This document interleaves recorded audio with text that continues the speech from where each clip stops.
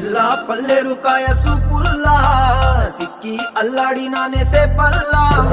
పసిడి పచ్చాని అరసేతుల్లా ధర పోస్తా ప్రాణాలు తానే అడగాల సీతాకో